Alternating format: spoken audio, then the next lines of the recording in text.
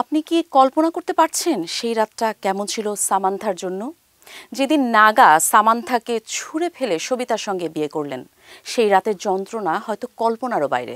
অভিনেত্রী সামান্থা নতুন করে জীবনের পথ চলা শুরু করেছেন। সম্প্রতি রাজের সঙ্গে তার বিয়ের ছবি প্রকাশের পর সামাজিক যোগাযোগ মাধ্যমে উত্তাপ ছড়িয়েছে। শুভেচ্ছার পাশাপাশি অনেকে দেখছেন কিভাবে অভিনেত্রী দ্রুত জীবনে স্থিতি ফিরে পেয়েছেন। এদিকে সামান্থার নতুন বিয়ে প্রকাশের পরই অনলাইনে ঘুরছে এক প্রশ্ন, নাগা চৈতন্য কেমন আছেন?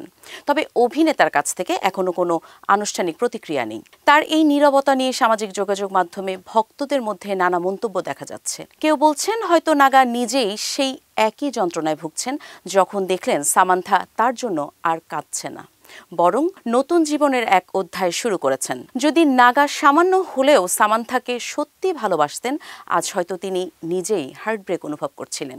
কারণ পৃথিবীতে সবচেয়ে যন্ত্রণাদায়ক বিষয় হলো যাকে একবার ভালোবেসে ফেলা হয় তাকে অন্যের সঙ্গে সুখে দেখতে পাওয়া। সামান্থার চোখে আজ আর নেই সেই দিনের কান্না। তার হৃদয় শান্ত, কিন্তু নাগার মনে এক অজানা শূন্যতা হয়তো বিরাজ করছে। ভালোবাসা কখনো কখনো জীবনের সবচেয়ে কঠিন পাঠ হয়ে দাঁড়ায়।